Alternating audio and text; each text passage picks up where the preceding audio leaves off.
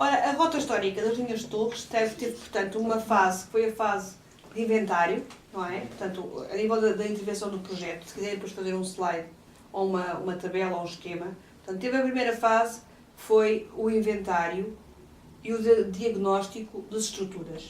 Portanto, é importante saber o que havia e o estado em que estava, não é? Depois, a partir daí, começámos um processo de classificação. Ou seja, começou-se a reunir informação, estrutura a estrutura, estou a falar dos mais de 150, que implica ir ao campo, fazer fotografias, preencher fichas, etc. E também depois das intervenções arqueológicas, para fazer um processo que visou iniciar a classificação do conjunto. Algumas das fortificações já estavam classificadas, poucas, ou como monumento municipal, ou como de interesse municipal, ou como de interesse público. Acho que havia uma que era monumento nacional, sim, dos grandes fortes. Mas a maior parte delas não tinha qualquer proteção legal. Portanto, o que nós fizemos foi pedir a classificação das linhas de torres, mas como conjunto. Ou seja, não queríamos que elas fossem classificadas uma a uma, e cada uma tinha uma classificação diferente. O que nós sempre pretendemos, por parte do organismo em Portugal, que, portanto, dá, no fundo, luz verde à classificação, não é? Que valida os pedidos de classificação, que é a Direção-Geral do Património Cultural, que, portanto, depende do Ministério da Cultura. Fizemos um dossiê à Direção-Geral do Património Cultural, com toda a informação histórica, arqueológica, levantamentos topográficos, portanto, toda a informação que é necessária, a identificação dos proprietários, se eram do Exército, se eram privados, se eram já de públicos, podiam pertencer a autarquias, por exemplo, alguns pertencem, não é? Os imóveis, as fortificações. E, portanto, a partir daí pedimos o pedido de classificação como conjunto. Portanto, o que nos importa aqui é o conjunto, não é um forte isolado, é o conjunto, porque no fundo o sistema funciona como um conjunto, não é? É a mesma coisa que eu quero classificar uma vivenda e só classificava a sala e o resto desprezava. Portanto, sempre a ideia de conjunto. E isso foi aceito por parte da Direção-Geral do Património Cultural, que neste momento já está praticamente na fase de conclusão. Portanto, a entidade, neste caso os 6 municípios, fizeram um processo com toda a informação que é necessária para justificar o pedido de classificação que pretendem.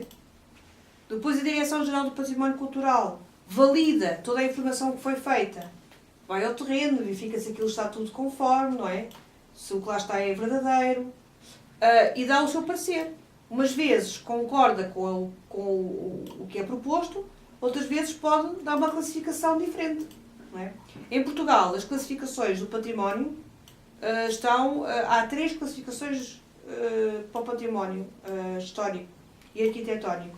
Temos o património de interesse municipal, portanto, são os municípios que classificam esses bens patrimoniais, portanto, isso podem fazê-lo através dos seus órgãos administrativos de autorrepresentação, não é? A Assembleia Municipal, portanto, vai à Assembleia Municipal, é votado, se todos concordarem ou se houver maioria, concorda, um determinado sítio arqueológico, uma igreja, um edifício, etc., é classificado como um bem de interesse municipal. Portanto, é uma classificação de nível local, não é? Outra classificação é a classificação de interesse público, que é uma classificação intermédia entre o que é local e o que é de valor nacional. Eu posso ter um bem que não chega, ou seja, que não tem de facto, não é representativo de um valor nacional e então fica como classificado como de interesse público. Nesse caso, superior ao municipal. Quem atribui a classificação de interesse público é a Direção-Geral do Património Cultural. E depois há o valor máximo, no Estado português, não é? Que é a classificação de bem nacional. E também é a Direção-Geral do Património Cultural, evidentemente, que atribui essa classificação. Depois de ser aprovado, é publicado em Diário da República, não é? E a Diário da República determina que aquele bem está classificado ou de interesse público ou de interesse nacional, e, em alguns casos, em que se justifique pela importância do bem, isso é importante, assim que um bem é classificado, ou melhor, quando entra um processo de classificação, automaticamente há uma zona de proteção mínima que é 50 metros à volta do bem.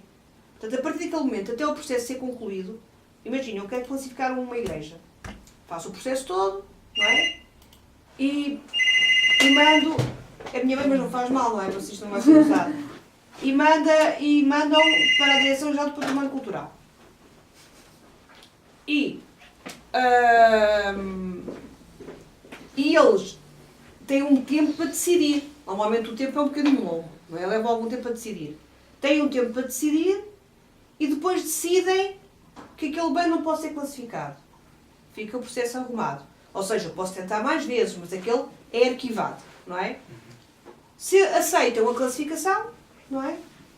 Depois de verificarem, então é publicado em Diário da República, para ser do conhecimento geral, das leis, não é? Que aquele bem está classificado. Durante este processo todo de decisão, automaticamente o bem fica com uma área de proteção que é sempre 50 metros à volta do bem. Ou seja, eu tenho uma igreja, tenho as esquinas, fazem uma espécie de círculo de proteção de 50 metros.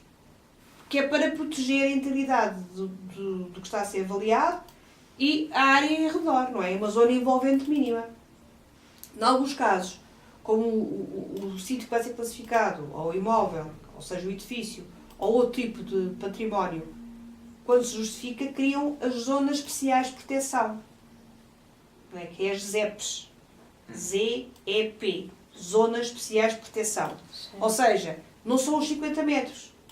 Pode ser, o mínimo é os 50 metros. Não é? Mas quando eu tenho um conjunto, eu posso decidir fazer, portanto, uma área maior e isso vem no Diário da República. Tem um mapa, e, portanto, sabe-se que aqueles limites, não é? É a zona especial de proteção. Significa que tudo o que for feito, se houver um projeto para construir uma estrada, um projeto para revolver o solo, para construir um edifício, etc., tem sempre que ir à direção do património cultural. Tem que ter consentimento, luz verde, não é? Portanto, é uma zona que está protegida, isso é importante. Porque é o sítio e uma zona à volta. E significa que não se pode intervir na zona à volta sem primeiro ter um parecer da Direção-Geral do Património Cultural. Normalmente diz, tem que ter o arqueólogo, ou então se é um mamarracho, não podem fazer esse mamarracho aí, não é? Portanto, isso é importante para salvaguardar os sítios. Outra coisa também muito importante, que é o caso da rota histórica, o que está pedido é uma classificação de conjunto. Portanto, não é um bem individual, é uma classificação de conjunto. E isso é uma tendência que também se verifica a nível da Unesco.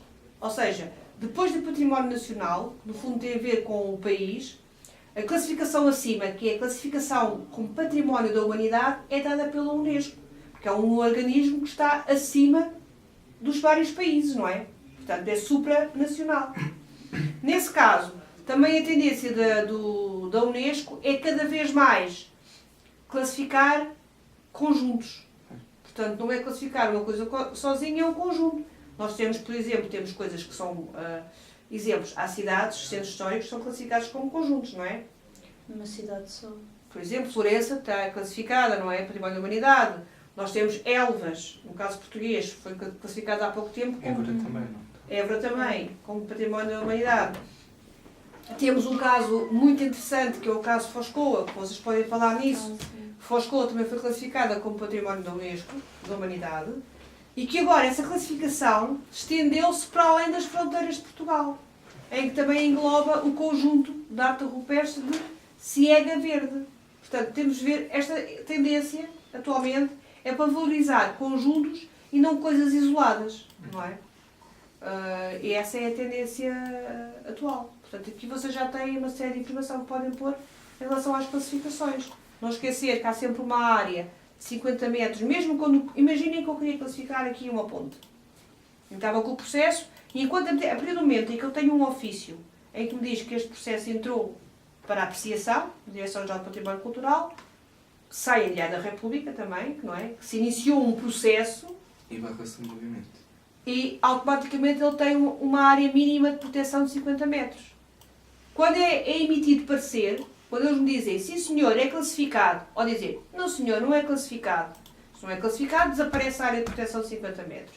Se é classificado, o mínimo que tem sempre é uma área de proteção de 50 metros. Mas se aquilo é tão interessante, a envolvente, ou para não destruir a envolvente, não é? Porque 50 metros não é assim tanto, o espaço não é assim tão grande, eles podem determinar uma zona especial de proteção e determinam a zona que consideram válida, não é? Pode ir até quilómetros. Pois, isso depois eles esclarecem. E é publicado em Diário da República. Isso significa que sempre que há qualquer intervenção na zona especial de proteção, tem que ter um parecer positivo da Direção-Geral, tem que pedir autorização para, não é? Fazer até um restauro, ou o que seja, tem que pedir autorização para. Que é uma forma de salvaguardar, não é? Salvaguardar aquilo que foi classificado. Pronto. Isto é a nível da proteção legal para a coisa, não é? Ao nível dos municípios, há outro tipo de proteção, que não é uma classificação, que é o plano, o PDM, que é o Plano Diretor Municipal, que é um documento que, no fundo, tem uma série de cartas, várias, não é? O uso do solo, áreas urbanizáveis, áreas agrícolas, etc., que é um documento que serve de base para o ordenamento do território a nível municipal. Eu posso ter, que é o caso de Lourdes e dos outros municípios, eu tenho zonas de interesse histórico ou zonas de interesse arqueológico.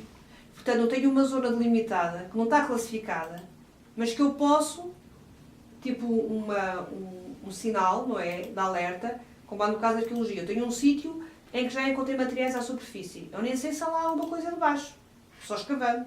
Nós não podemos escavar todo o território, é impossível, não é? Mas como está uma zona que diz, atenção, aqui há hipótese de haver qualquer coisa. Então, quando vem um alvará para a construção, não é? Já se está atento que aquela zona é uma zona que pode ter qualquer coisa de interesse. E, portanto, já não se vai ali abrir de qualquer maneira. À partida já tem um arqueólogo, não é? A acompanhar as obras, etc. Portanto, há outra forma, que não é bem uma classificação, mas é uma proteção que tem a ver com o ordenamento do território e com os planos diretores municipais, em que já podem estar identificadas zonas de interesse patrimonial e arqueológico e histórico, ou outras, ou património natural, etc. Não é? Não está classificado, mas é uma forma de proteção, não é? E que, no meu entender, deve ser usado, porque nem tudo pode estar classificado, evidentemente, não é? É impossível classificar tudo. E depois há a questão da manutenção do que é classificado. Porque o facto de estar classificado não quer dizer que se mantenha em pé. Porque muitas vezes isso pertence a privados, o Estado também não tem muito dinheiro, e outra estratégia, muitas vezes, dos privados, até especialmente nos centros históricos, é deixar cair o imóvel podre, não é? Alegando que não pode conservar o imóvel, claro, ele cai de podre, e depois de estar caído de podre é desclassificado, não é? Se eu tenho um palácio, está classificado de interesse nacional, ele apodrece e cai o telhado, e cai as paredes, e cai a ruína, deixo de ter lá, não tenho lá nada, não é? Ao fim de 30 anos de destruição ou de 50, deixou de existir o bem. E, portanto, o bem é desclassificado. E depois eu posso vender aquele terreno ou construir um prédio ou uma torre, ou depende do sítio. Não é? Portanto, é outra estratégia. Ou seja, o facto de estar classificado é uma proteção, mas não significa que realmente aquilo será conservado, porque os recursos que existem são poucos e porque também muitas vezes esse património de facto é privado. E sendo privado, não é o Estado que vai emprestar ao indivíduo, olha, agora você recupere a casa e viva nela. Porque são os impostos dos outros todos, não é? E portanto, normalmente isso não é canalizado para coisas privadas, mas também pode haver protocolos, também se pode arranjar outras soluções. Eu acho que com estas ideias vocês já conseguem fazer uns slides sintéticos e falar sobre isto. E cortar parte daquele blá blá blá blá todo, que ainda podem tirar, e pôr, se tem 8 minutos, dividir isso de forma inteligente, não é? Porem metade para uma coisa e metade para outra. Por isso, 10 minutos, 5 uma coisa, 5 outra, e acabou. Sim. Tiram